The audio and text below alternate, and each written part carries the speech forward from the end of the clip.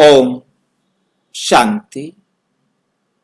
पदमपति बनने के लिए बनना तो आत्मा को है, परंतु बनाने वाला कौन है? परम पिता परम आत्मा। क्या परमात्मा सृष्टि का रचता है?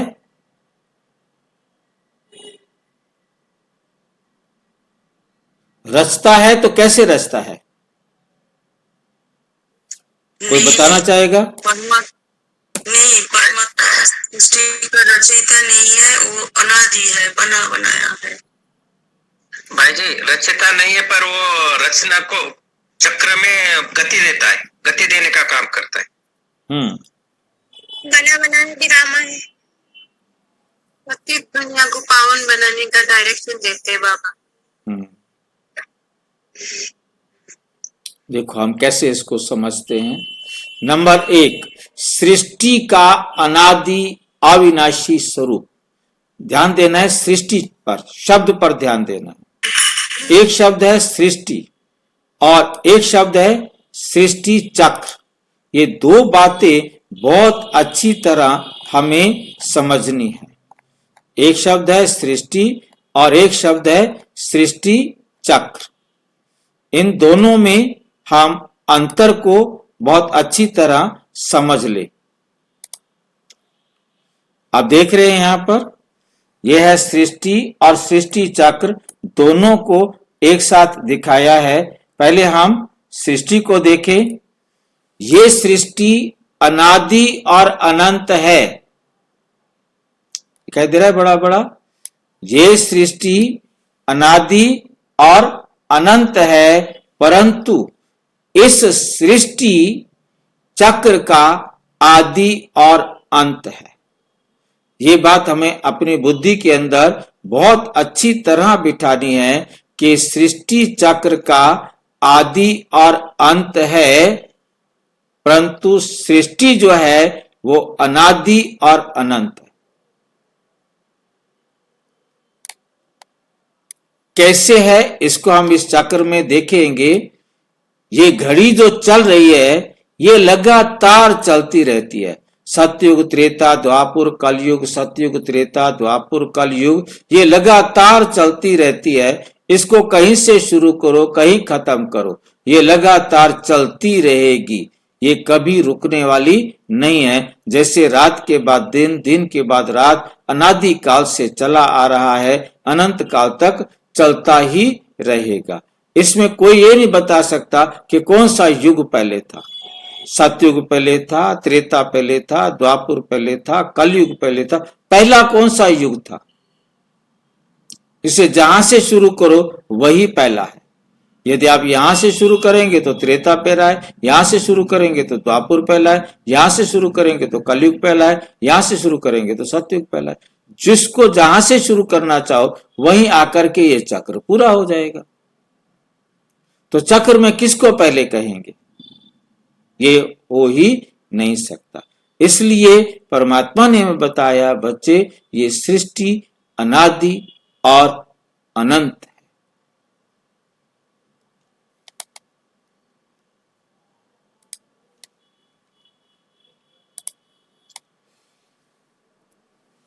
और सृष्टि चक्र का आरंभ भी होता है और अंत भी होता है। सतयुग त्रेता द्वापुर कलयुग, चक्र पूरा हो गया।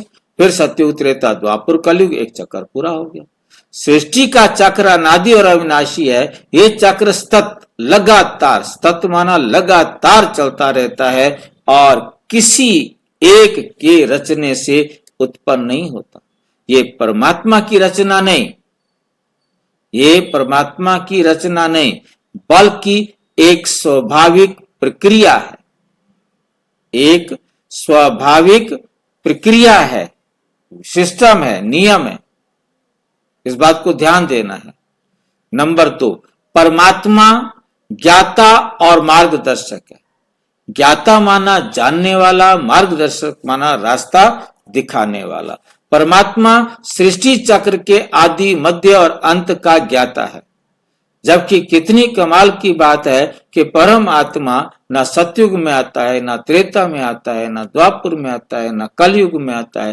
केवल कलयुग के अंत में 100 वर्ष के लिए पाठ बजाने के लिए आता है। और वंडरफुल बात है, बाबा को खुद पर वंडर होता है, परमात्मा को स्वयं पर वंडर हो रहा है कि मैं चारों युगों में इस सृष्टि पर जाता नहीं हूं, परंतु मुझे सृष्टि के सारे राज का मालूम, सारे राज का मालूम है, और सारे को सृष्टि को परिवर्तन करने का भी मैं ही रिस्पॉन्सिबल हूं, मैं ही जिम्मेवार हूं।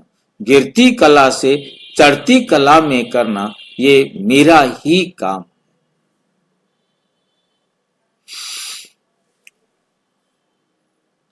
वो स्वयं आकर आत्माओं को ज्ञान देता है।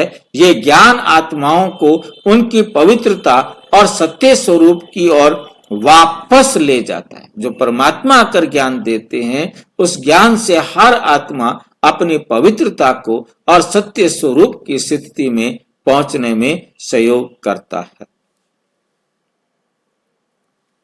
नंबर 3, पुरानी सृष्टि में नई सृष्टि का आरंभ। आपने देखा होगा, झाड़ का चित्र देखा है। बाबा हमें बहुत अच्छी तरह समझाते हैं कि पुरानी सृष्टि से नई सृष्टि की क्या होती है, आदि होती है। पुरानी सृष्टि का पुराने झाड़ के खत्म होने से पहले नए झाड़ को जन्म दिया जाता है। पुराने झाड़ को कलम लगाना जिसको कहते हैं, जिसको कहते हैं कलम लगाना। इसको हम ध्यान से देखेंगे, ये कलम कैसे लगता है ये यहां पर दिखाया गया है। नीचे हम सृष्टि को देख रहे हैं, नीचे ये झाड़ दिखाई दे रहा है। इस झाड़ में ही हम देख रहे हैं कि कौन बैठे हुए हैं, ब्रह्मा सरस्वती सारे भाई बहन बैठे हुए हैं। झाड़ के साथ किसको जोड़ दिया है, जड़ को भी जोड़ दिया है। जड़ें जो है ना इसी झाड़ से निकल रही है। परमपिता परमात्मा शिव का अवतरण सर्व ब्राह्मणों का संगम युग, ये वो संगम युग है जहां एक झाड़ खत्म हो रहा है और दूसरा झाड़ क्या हो रहा है, शुरू हो रहा है। तो हमें साफ दिखाई दे रहा है, हम ऊपर देख रहे हैं कि ये जो पेड़ के पत्ते हैं यहाँ ब्रह्मा और मम्मा के साथ जा रहे हैं। ये दिखाई दे रहा है कि ये पुराने झाड़ के अंतिम समय में बैठे हैं। वहां नए कल्प का क्या निकल रही हैं, जड़ें निकल रही। जैसे एक दाब कलम होती है कि एक पेड़ की किसी टहनी को गोबर और खाद डाल करके पानी से गीला करके उसको रस्सी से कपड़े से बांध दिया जाता है, लपेट दिया जाता है और उस कपड़े पर पानी डालते रहते हैं थोड़ी थोड़ी देर बाद, ताकि उसमें नमी बनी रहे। और वहां से जब जड़ें फूट जाती हैं तो वहां से उसको अलग कर दिया जाता है। तो इसी प्रकार से परमात्मा आकर ये पुराने कल्प वृक्ष से नए कल्प के वृक्ष को जन्म देते हैं। पुरानी आत्माओं को ही पावन बनाते हैं जो पतित हो गई थी। तो हमें समझ में आ गया होगा कि परमात्मा आकर के क्या करते हैं, सृष्टि को पतित से पावन बनाने वाला कार्य करते हैं और अंत में आते हैं और आकर सारे संसार को पावन बनाने का कार्य करते हैं। परमात्मा पुरानी सृष्टि को नई सृष्टि की कलम लगाते हैं। इसका अर्थ है कि वह आत्माओं को उनके आसुरी संस्कारों से मुक्त कर दैवी संस्कारों का बीज बोता है।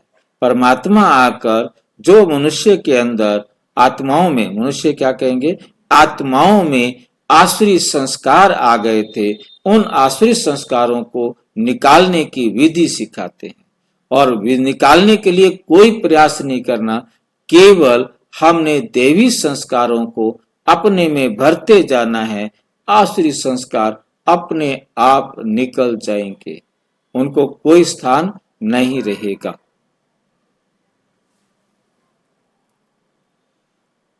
तो देवी संस्कारों का बीज बोता है बाबा आकर के। इस प्रक्रिया से नरक रूपी पुरानी सृष्टि स्वर्ग में परिवर्तित हो जाती है।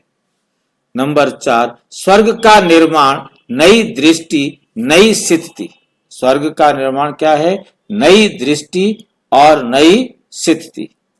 परमात्मा नरक को स्वर्ग बनाता है, इसे नई सृष्टि का निर्माण कहना सही नहीं होगा, क्योंकि परमात्मा आकर नरक को स्वर्ग बनाते हैं, इसे नया संसार बनाना नहीं कहेंगे।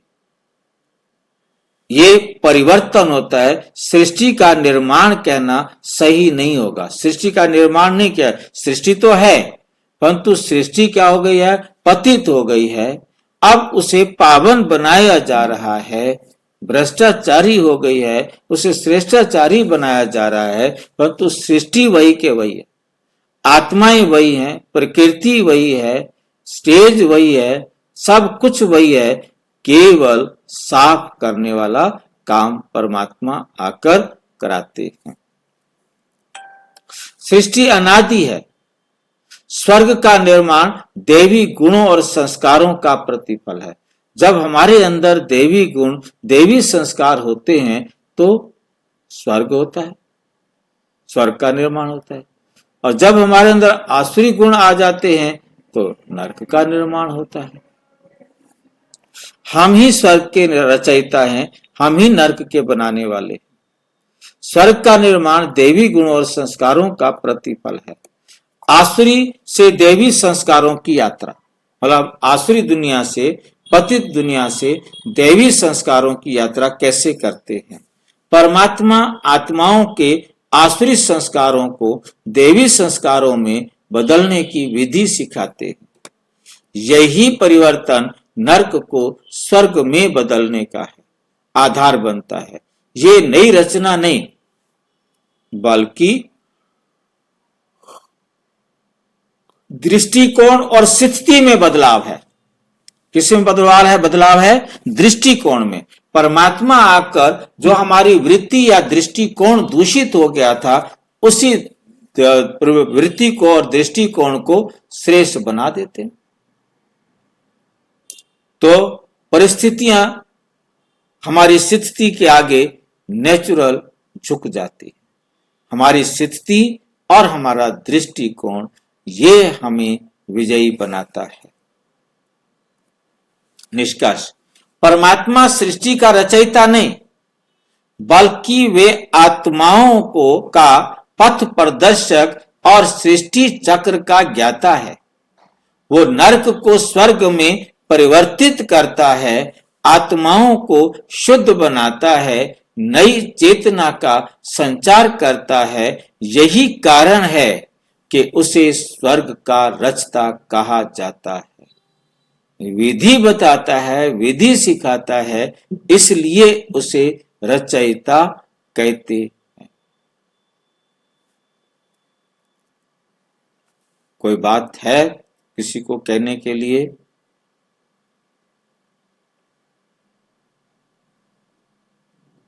अच्छा, ओम शांति। और विस्तार से जानने के लिए प्रजापिता ब्रह्मा कुमारी ईश्वरीय विश्वविद्यालय के किसी भी सेवा केंद्र पर संपर्क करें। और यदि कोई प्रश्न है तो 9213106986 पर केवल टेलीग्राम करें। 9650692270 पर केवल व्हाट्सएप करें, फोन नहीं। ओम शांति।